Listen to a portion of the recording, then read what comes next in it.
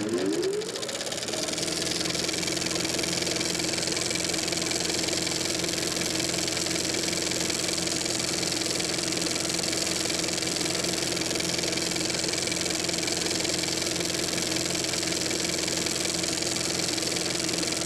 in my office. I get a call from Mike Stewart. Mike was the man who was running United Artists Records and Music Publishing for me. And he said, I got a call from London from Noel Rogers, who runs our publishing company in London, and there's this rock group called the Beatles, and they're interested in making some rock and roll movies. I said, what do they cost? He doesn't know exactly, maybe 60,000, 70,000 pounds. I said, do we get publishing? We can get some publishing. We get soundtrack albums? We can get soundtrack albums. I said, if we can get those rights, there's nothing to lose, because those rights will be worth something, even the movies aren't a hit. And you never know with these kind of things. So I approved a 3-picture deal with this group called the Beatles, that of course I'd never heard of. I remember Brian getting very excited about the fact that the Beatles had been offered a movie. And of course he'd done a deal with United Artists, not for 1, but for 3, as a kind of package deal. And like quite a few of Brian's things, it wasn't all that great a deal. In fact, I believe the movie was made for less money than the first album of the Beatles created. When the Beatles were first told by Brian Epstein, I can set up a movie for you, they didn't want to do it because they were looking at past track records of the movie business, and the whole standard of pop music on film was not good in the early 60s. They had no storylines at all. You would have a parade of guest artists coming on and performing, not even their hit singles, but you know, a fairly bad single written specially for the soundtrack of the movie. So the press weren't at all moved by the fact that there was going to be a film made. Britain was just over the moon at this fantastic phenomenon, the Beatles, and they were just as excited, not big-headedly, but look what's happened to us, 4 kids from Liverpool. And of course, they just exploded. The big challenge to me was suddenly this 3-picture deal we had with this group in Liverpool that I'd never heard of before turned out to be a group with what looked like was going to be a very, very successful act. And of course, there we were, already in business with them. And that's when the decision as to who was going to make the movie became essentially, I mean, was the heart of the matter. United Artists approached me and asked me if I'd make a film for them. And I thought they had a script or a book or something. And I said, what have you got? And they said, well, we want to make a movie with the Beatles. I said, sure, I'd be happy to. So they introduced me to Brian, and I guess he thought I was okay. And next thing I do, I had to meet the Beatles. Well, the first meeting I had with him, Brian Epstein was supposed to bring them to my office in London, and he showed up on time, but the Beatles, they didn't come. Brian came, and he apologized. He said, I'm afraid we'll have to do it some other time, but they're over at EMI Studios at Abbey Road in on a session that another group that Brian had managed, so I have to go over there to meet them. So I said, well, can I go with you? And he said, certainly. So we jumped in a taxi, and he said, well, let's stop by their apartment here in London first. And sure enough, they all came down looking for a taxi. So they jumped into our taxi, and you know, London taxis are only for 4, so there's 6 of us in there. And I thought I was in the middle of a Marx Brothers movie. Every time the taxi stopped, they'd grab all the newspapers that had Beatle headlines, which they did. And I asked the Beatles, when could we start filming? And John opened up his little diary, and he said, well, we're going to the Bahamas for a holiday. And then in February, he said, we're going to go to your country. We're going to go to New York and do something called the Ed Sullivan Show. And I said, well, that'll be fine. While you're in the Bahamas, write at least 6 new songs for our picture. And John said, well, what's the film about? And I said, I don't know. We haven't got a writer yet. And he said, well, what kind of songs do we write?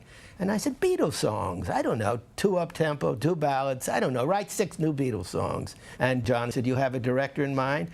I said, yes, another American over here named Richard Lester. And he said, what has he done?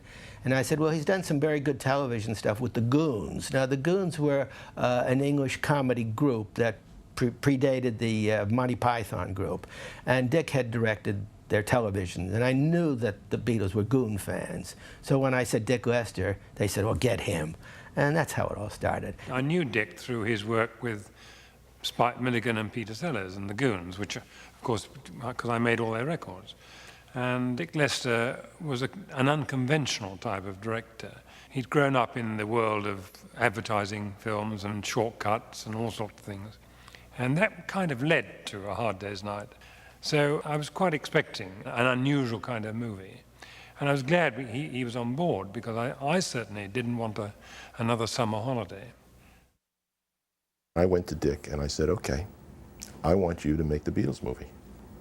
And he was very intrigued. He says, what do you think it should be? I said, I don't care. It's your responsibility to decide what kind of movie it is, how to make the boys work. Tell me who you want to hire to write this script.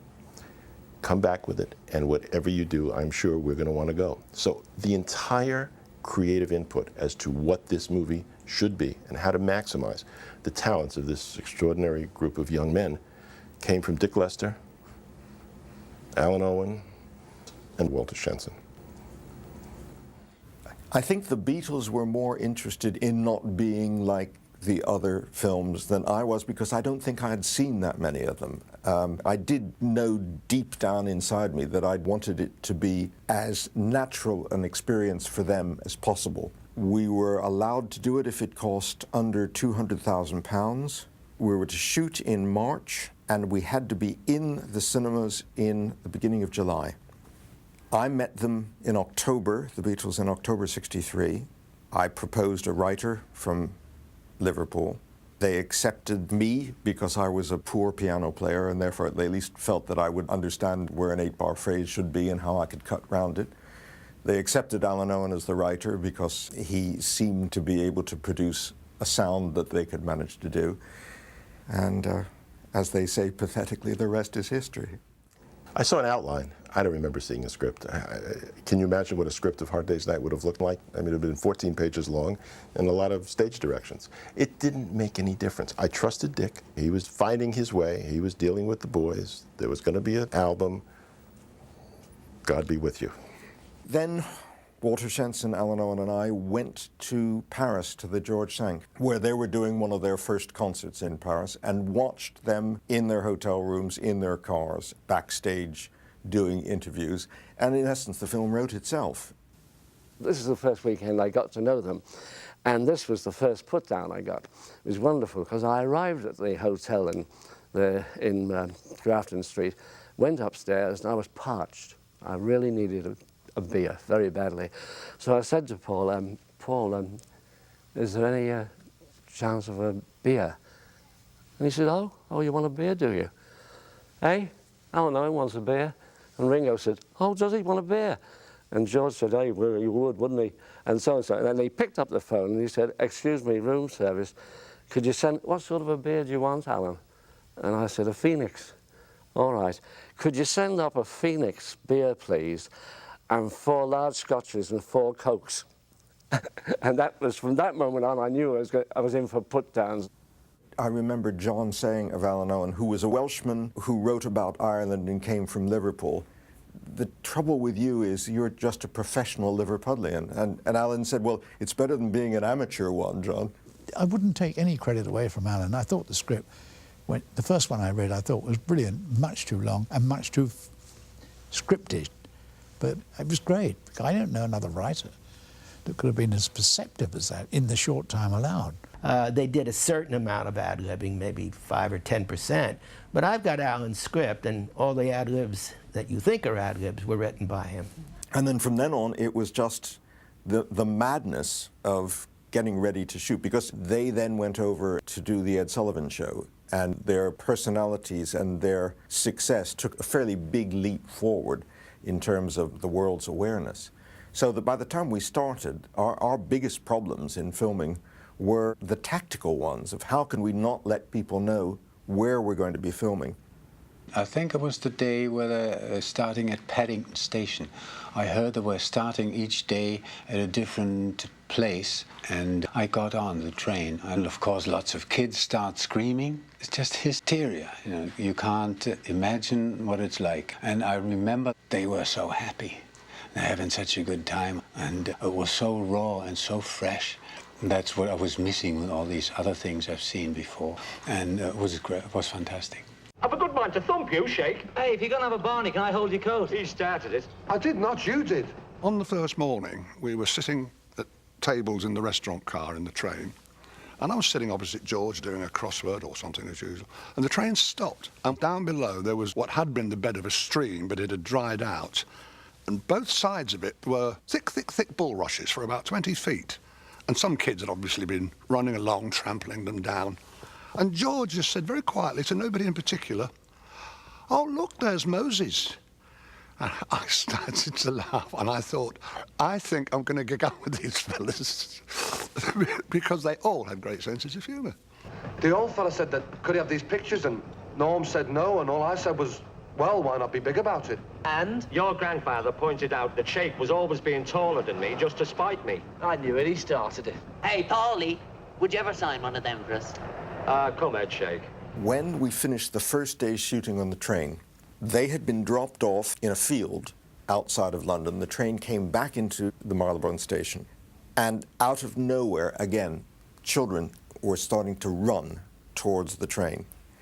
At that point, our clapper loader, who was about 24 years old with the same sort of hairdo, came smiling down, having finished the first day's work with all the negative. And the screaming started. And he panicked, and he thought, I've got to outrun them.